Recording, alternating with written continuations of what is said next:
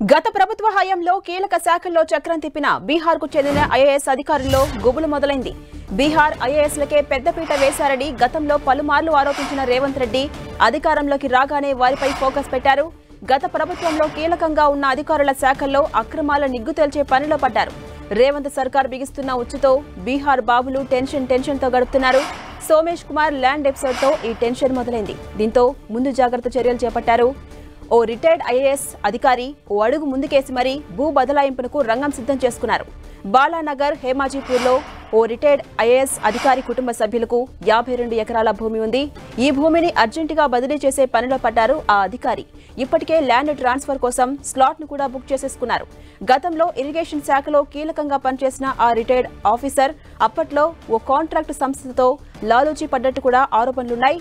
ఈ లాలూచీ వ్యవహారంపై మీడియాలోనూ వరుస కథనాలొచ్చాయి. వ్యవహారం కోసం కోర్టు దాకా కూడా వెళ్ళింది. ఇప్పుడు బీహార్కు చెందిన ఐఏఎస్ అధికారులు సోమేష్, అరవింద్ కుమార్ చుట్టూ వివాదాలు చెలరేగడంతో ఇప్పుడు ఆ రిటైర్డ్ ఆఫీసర్ తాను సమస్యలో చిక్కుకోకుండా బయటపడేందుకు విశ్వ ప్రయత్నాలు చేస్తున్నారు. మొత్తంగా రేవంత్ సర్కార్ విజిలెన్స్ అక్రమార్కుల గుండెల్లో రైళ్లు పరిగెత్తిస్తోంది.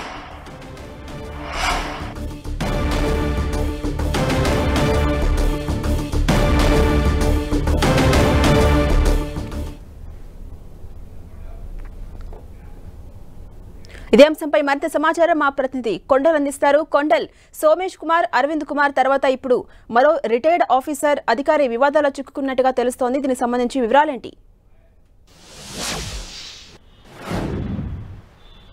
ఎగ్జాక్ట్లీ, ఎందుకంటే ఇప్పటికే అరవింద్ కుమార్ అంశం, అదేవిధంగా సోమేష్ కుమార్ అంశం ఇద్దరు కూడా గత ప్రభుత్వంలో చాలా సుదీర్ఘకాలంగా ఐఏఎస్లుగా ఉన్నారు. అదేవిధంగా కీలక బాధ్యతలు ఉన్నారు. సోమేష్ కుమార్ అయితే ఏకంగా సిఎస్గా కొనసాగారు.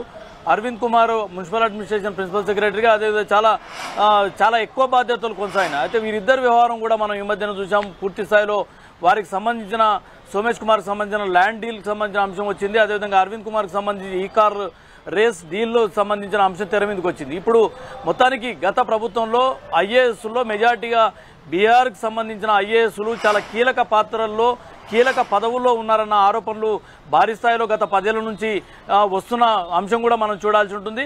ఇప్పుడు ప్రభుత్వం మారింది. ఈ నేపథ్యంలో ఈ బీహార్కు సంబంధించిన ఐఏఎస్లో కొందరు చాలా అవినీతికి పాల్పడ్డారన్న ఆరోపణలు కూడా వచ్చాయి. కాబట్టి వీరందరిపైన ప్రభుత్వం ఒక ప్రత్యేక నజర్ పెట్టినట్టుగా భావిస్తుంది.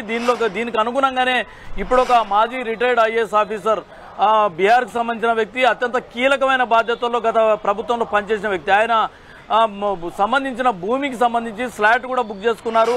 రేపో మాపో దాన్ని బదలాయించుకునే ప్రక్రియలో బిజీగా ఉన్నారన్న సమాచారం ఇప్పుడు టెన్టీవీ చేతికి వచ్చింది. ఇది మాబనార్ జిల్లాకు సంబంధించి బాలానగర్ మండల పరిధిలోని హేమాజీపూర్ గ్రామంలోకి సంబంధించిన ఒకే 3 సర్వే నెంబర్లో 52 ఎకరాల భూమి ఈ ఐఏఎస్ మాజీ రిటైర్డ్ ఐఏఎస్ ఆఫీసర్ సంబంధించి ఆయన కుటుంబ సభ్యులకు సంబంధించిన పేర్లపైన 52 ఎకరాల భూమి ఉంది. ఆ భూమికి సంబంధించి ఇప్పుడు బదలాయించుకునేందుకు స్లాట్ కూడా ఆ అధికారి బుక్ చేసుకున్నారు. అది రేపో మాపో బదలాయింపు ప్రక్రియ కూడా ఉంటుంది. ఇవన్నీ కూడా ఎందుకంటే సోమేష్ కుమార్ వ్యవహారం, అరవింద్ కుమార్ వ్యవహారం బయటకు వచ్చిన తర్వాత ఈ అధికారుల్లో అప్పుడు ఏదైతే కీలకంగా ఉండి కొంత అటు ఇటుగా ఉన్న అధికారులు ఉన్నారో వాళ్ళకు కొంత భయం పుట్టుకుందని చెప్పవచ్చు. దీనిలో భాగంగానే ఇప్పుడు ఈ అర్జెంటుగా ఈ భూమిని బదలాయింపు ప్రక్రియలో ముందుకెళ్తున్నారా అన్న ఒక అనుమానాలు, చర్చ బయటకు తావిస్తుంది. మరి ఈ సదర్ అధికారి అప్పుడు డిఓపిటికి సమాచారం ఇచ్చి భూమిని కొనుగోలు చేశారా లేదా అన్నది చూడాల్సి ఉంటుంది. దీనికి సంబంధించి ఆయన వివరణ ఇచ్చే అవకాశం ఉంటుంది. మొత్తానికైతే గత ప్రభుత్వంలో అత్యంత కీలక బాధ్యతలు ఉన్నారు ఈ సదరు ఐఏఎస్ ఆఫీసర్. మాజీ ఐఏఎస్ ఆఫీసర్ కూడా ఇరిగేషన్ సంబంధించి చాలా కీలక బాధ్యతల్లో ఉన్నారు. గతంలో ఆయన ఒక వివాహానికి సంబంధించిన వ్యవహారాలు కూడా చాలా వార్తల్లో చాలా పుంకానుపుంకాలుగా వార్తలు వచ్చాయి. ఆయన కాంట్రాక్ట్ కంపెనీకి సంబంధించి కొంత సన్నిహిత సంబంధాలు కొనసాగించారన్న వార్తలు కూడా వచ్చాయి. ఇవన్నీ కూడా అప్పటి ప్రభుత్వం కూడా ఎన్ని వార్తలు వచ్చినప్పుడు కూడా ప్రభుత్వం ఎలాంటి చర్యలు తీసుకోలేదు. అదే అధికారిని అదే హోదాలో అక్కడనే కొనసాగించడంతో పాటు మరిన్ని కీలక బాధ్యతలు కూడా ఆయనకు అప్పచెప్పిన పరిస్థితి ఉంది. ఇప్పుడు ఆ ఐఏఎస్ ఆఫీసర్ రిటైర్ అయ్యారు. ప్రస్తుతానికి బాలానగర్లో ఉన్న 52 ఎకరాలకు సంబంధించి బదలాయింపు ప్రక్రియలో పూర్తి స్థాయిలో బిజీగా ఉన్నట్టుగా తెలుస్తుంది. దీనికి సంబంధించిన డాక్యుమెంట్ అంతా టెన్టీవీ చేతిలో ఉంది. మరి దీనికి సంబంధించి రిటైర్డ్ ఐఏఎస్ ఆఫీసర్ ఎలాంటి వివరణ ఇచ్చుకుంటారని చూడాల్సి ఉంటుంది. దీనికి డిఓపిటికి సమాచారం ఇచ్చి కొనుగోలు చేశారా లేదంటే చెప్పకుండానే కొనుగోలు చేశారా? ఒకవేళ డిఓపిటికి సమాచారం ఇచ్చి కొనుగోలు చేసినట్టయితే ఇంత ఆగమేఘాల మీద వాటిని బదలాయింపు ప్రక్రియకు తీసుకోవాల్సిన అంత అవసరం ఏమొస్తుందన్న ఒక అనుమానాలు చర్చ కూడా ఇటు అధికారుల వర్గాల్లో వస్తుంది. ఎందుకంటే పూర్తి స్థాయిలో డిఓపిటికి ఐఏఎస్ ఆఫీసర్గా ఉన్నప్పుడు డిఓపిటికి సమాచారం ఇచ్చి భూమిని కొనుగోలు చేస్తే ఇంత అర్జెంటుగా ఇప్పటికిప్పుడు కొనుగోలు దాని బదలాయింపులో లేదంటే ట్రాన్స్ఫరో లేదంటే అమ్మకానికో వెళ్లాల్సినంత అవసరం కూడా ఉండదు కదా అన్నది ఒక ఆరోపణగా వినిపిస్తుంది. ముఖ్యంగా ఎందుకంటే కీలక బాధ్యతల్లో ఉన్నారు. ఇప్పటికే సోమేష్ కుమార్ అంశం పూర్తి స్థాయిలో తెర మీదకి వచ్చింది. ఆయన భూమికి సంబంధించిన 25 ఎకరాల భూమికి సంబంధించిన అంశం తెర మీదకి వచ్చింది. దానికి రైతు బంధు నిధులు కూడా తీసుకున్నారన్న అంశం కూడా బయటకు వచ్చింది. అదేవిధంగా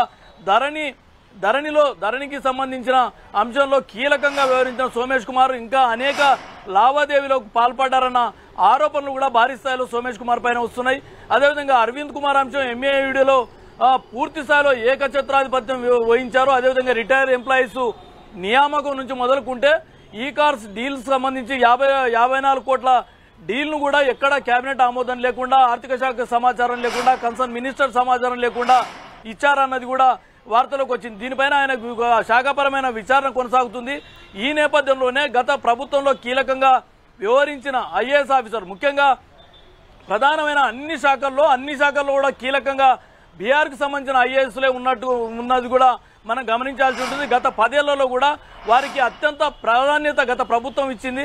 అందుకే వారందరూ కూడా ఒక హవా కొనసాగించారన్నది ప్రధానంగా ఐఏఎస్ వర్గాల్లో అనుకోండి, సెక్రటరియట్ వర్గాల్లో కూడా ఇది ఇప్పటి కూడా బలంగా వినిపిస్తున్న వాదన. మనం చాలాసార్లు కొంతమంది అధికారులు బాహటంగానే ఈ ఆరోపణలు కూడా చేశారు. ఎందుకంటే రాష్ట్రానికి సంబంధించిన ఐఏఎస్ ఆఫీసర్లు ఉన్నారు, మిగతా చాలా కమిటెడ్ ఐఏఎస్ ఆఫీసర్ ఉన్నప్పటికీ కూడా ఒక బీఆర్ లాబింగ్తోనే పూర్తి స్థాయిలో ప్రతి శాఖలు కూడా బీఆర్కి సంబంధించిన ఐఏఎస్ని ఫిట్ చేసుకోవడం, దానికి సంబంధించి వాళ్ళు అనుకున్న విధంగా పరిపాలన కొనసాగించారు, పరిపాలనలో ప్రభావితం చేశారు, పరిపాలన నిర్ణయాల్లో అనేక ప్రభావితం చేశారు అన్నది ప్రధానమైన ఆరోపణలు ఉన్నాయి.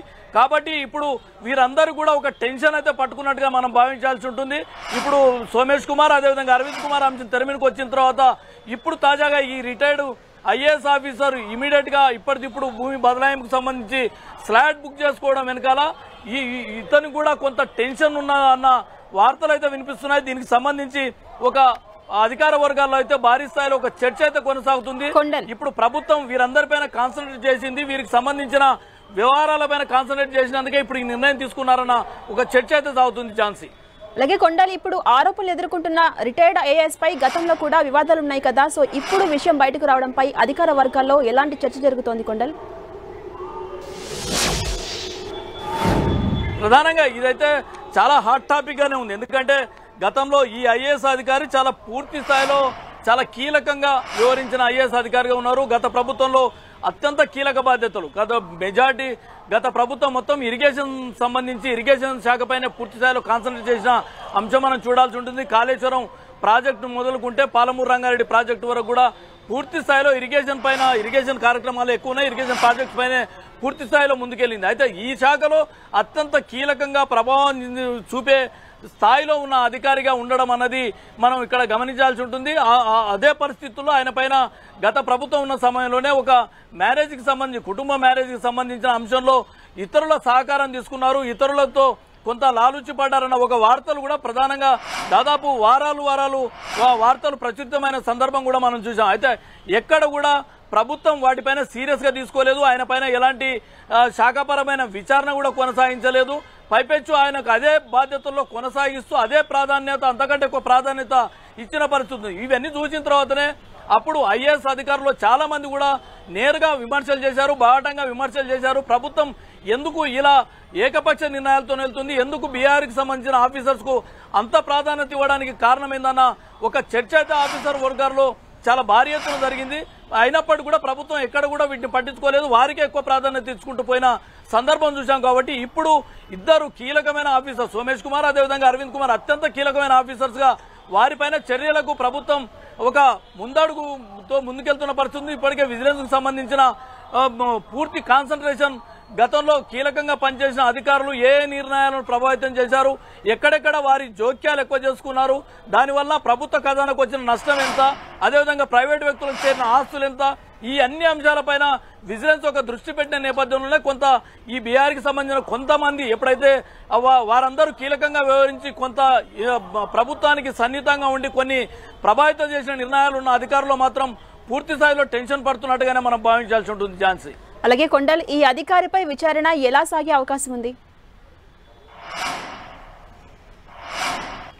ఖచ్చితంగా దీనిపై ఇప్పుడు ప్రభుత్వం ఎలా నిర్ణయం తీసుకుంటామని చూడాల్సి ఉంటుంది. మొన్న మనం హెచ్ఎం ఏదైతే టౌన్ ప్లానింగ్ బాలకృష్ణ వ్యవహారం చూస్తున్నాం, ఇప్పటికీ విచారణ కొనసాగుతుంది. ఆయన పైన 100 కోట్ల ఆస్తులు బయటపడుతున్నాయి, 100 ఎకరాల ల్యాండ్స్ కూడా బయటపడుతున్నాయి.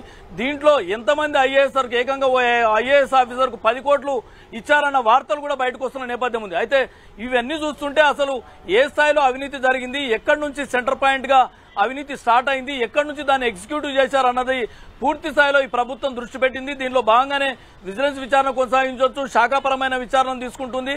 మొత్తానికి ఈ గతంలో జరిగిన అక్రమాలు, అవకతవకలు వీటన్నిటిని కూకటి వేలతో బయటికి తీయడం, అదేవిధంగా అదే స్థాయిలో ప్రజల ముందు ఉంచడం అన్నదే ప్రధాన లక్ష్యంగా ప్రభుత్వం వెళ్తుంది. దీనిలో భాగంగానే పూర్తి స్థాయిలో వీటన్నిటిపైన దృష్టి పెట్టే అవకాశం ఉంటుంది.